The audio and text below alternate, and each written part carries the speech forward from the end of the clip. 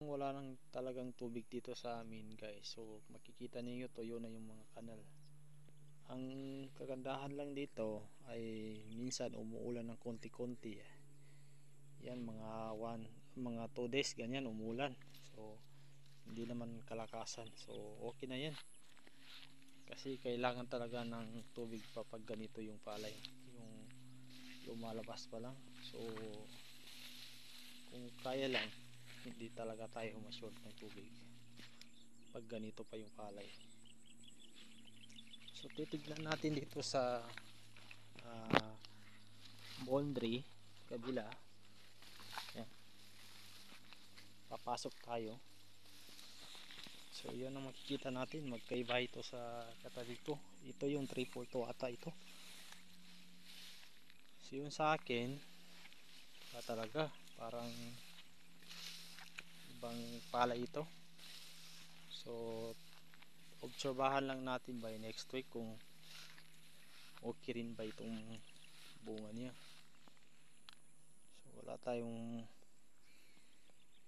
wala pa naman laman ng iba.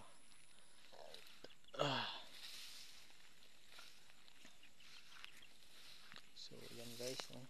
Parang hindi pa yumuyuko yung butil niya. So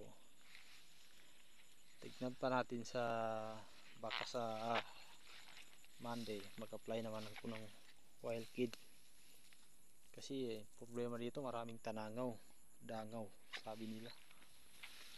So kailangan yan, bugayin po natin yan, kasi pag nag-ihi yan po dyan sa butil ng ating palay ay talagang mawawala yung bigas ng ating palay.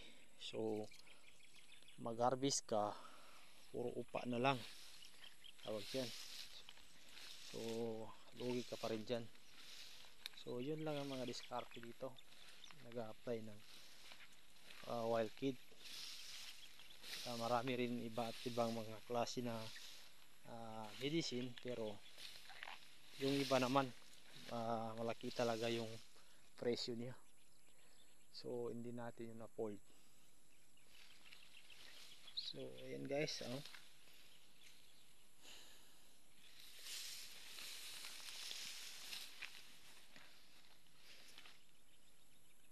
yan, napaka healthy naman ng palay natin. Kung hindi magbago, okay pa rin. Kahit maka ano lang tayo guys, nasa 70%, okay na yan.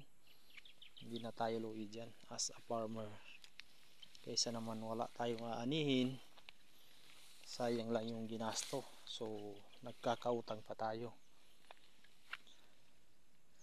So yan guys, nasa 1 hectare ito mahigit. So magulit pa ako ng isang beses mag-spray. Mahirap na talaga guys pag ganito yung palay mag-spray. Talagang halos matutumba ka na pag may bunga na. Tapos grabe pa yung putik, malalim. So yan. So parang ako talaga yung mahuli dito ba.